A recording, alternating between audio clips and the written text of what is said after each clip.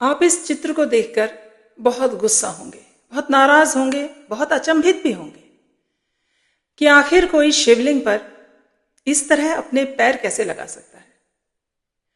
लेकिन ये कहानी कुछ और है, बात कुछ और ही है। कनप्पा जिसने भगवान को अपनी आंखें दे दी। घने जंगलों और ऊंचे पर्वतों से घिरे एक प्रदेश में एक वनवासी शिकारी रहता था। उसका नाम था थिन्नन। वह न तो मंत्र जानता था, न ही पूजा पाठ की कोई विधि। उसका सारा जीवन जंगल, शिकार और अपने साथियों के बीच बीत जाता। एक दिन शिकार का पीछा करते करते वो वनवासी एक निर्जन पहाड़ी पर पहुंच गया। वहां उसने एक प्राचीन शिवलिंग देखा। जैसे ही उसकी दृष्टि शिवलिंग पर पड़ी, उसके मन में एक अनजाना सा प्रेम का भाव उमड़ पड़ा। उसे लगा जैसे कोई उसका अपना वर्षों से उसकी प्रतीक्षा कर रहा है। वह शिवलिंग के पास पहुंच गया, वहां बैठ गया और बोला, हे प्रभु, आप यहां इस सुनसान जंगल में अकेले क्यों रहते हैं? यहां आपकी देखभाल कौन करता होगा? उस दिन से उसका जीवन पूरी तरह से बदल गया। अगले दिन वो फिर आया। उसके पास पूजा की थाली नहीं थी, न ही फूल थे, न दीपक था। उसने सोचा कि जो वस्तु उसे सबसे अच्छी लगती है, सबसे उत्तम लगती है, वही भगवान को अर्पित करनी चाहिए। वह शिकार से लाया हुआ सबसे अच्छा मांस भगवान के सामने रख देता। पात्र न होने के कारण नदी का जल अपने मुंह में भरकर लाता और शिवलिंग पर चढ़ा देता। शिवलिंग पर पड़े हुए पत्ते और धूल सब साफ कर देता। यदि कोई शास्त्री उसे देखता तो वह उसकी पूजा को अपवित्र पूजा मानता, पर भगवान शिव उसके प्रेम को देख रहे थे।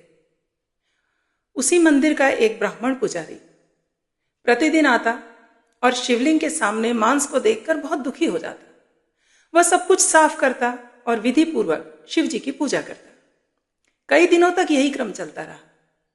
एक रात भगवान शिव ने पुजारी को स्वप्न में दर्शन दिए और कहा, जिसे तुम अपवित्र पूजा समझते हो, वह मेरे अत्यंत प्रिय भक्त की पूजा है। कल छिपकर उसकी भक्ति देखना।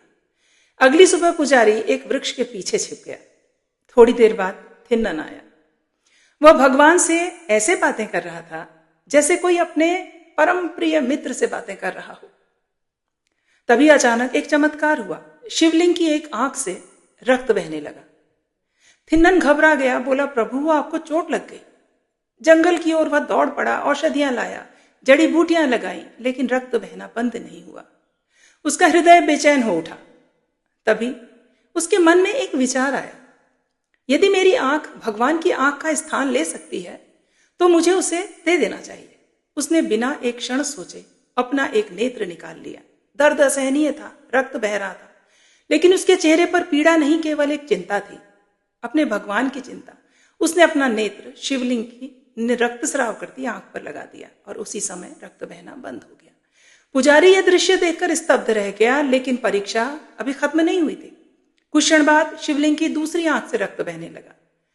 थिन्नन ने देखा और मुस्कुरा दिया, चिंता मत कीजिए प्रभु, मेरे पास एक आंख और है।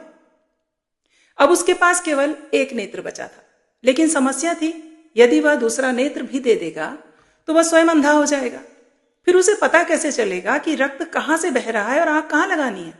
उसने कुछ क्षण सोचा, फिर अपना पैर शिवलिंग की दूसरी आंख पर रख दिया। उसने सोचा, जब मैं अंधा हो जाऊंगा तब मेरा पैर मुझे सही स्थान बताएगा। यह देखकर पुजारी भाव विभोर हो उठे। थिन्नन ने दूसरी आंख निकालने के लिए अपना हाथ उठाया। बस एक क्षण और, तभी आकाश गूंज उठा। एक दिव्य प्रकाश प्रकट हुआ। भगवान शिव स्वयं प्रकट हो गए। उन्होंने प्रेम से उसका हाथ पकड़ लिया और पुकारा, निल्लू कनप्पा, रुक जाओ कनप्पा। कनप्पा अर्थात आंख अर्पित करने वाला भक्त। भगवान की आंखों में करुणा थी। उन्होंने कहा, तुमने वो दे दिया जो संसार में सबसे प्रिय होता है। तुम्हारी भक्ति के आगे स्वर्ग के देवता भी छोटे पड़ गए हैं। उसी क्षण भगवान ने उसकी दोनों आंखें लौटा दी। थिन्नन अब केवल एक शिकारी नहीं रह गया था, वह बन गया था कनप्पा नयनार, भगवान शिव के महानतम भक्तों में से एक भक्त। उस दिन संसार को यह संदेश मिला कि भगवान को बाहरी आडंबर नहीं बल्कि सच्चा प्रेम चाहिए, और कभी कभी एक अशिक्षित बनवासी का प्रेम बड़े बड़े विद्वानों की तपस्या से भी ऊंचा हो जाता है। यही है कनप्पा की अमर कथा, पूर्ण समर्पण, निष्कपट प्रेम और अद्वितीय भक्ति की कथा, कनप्पा की कथा।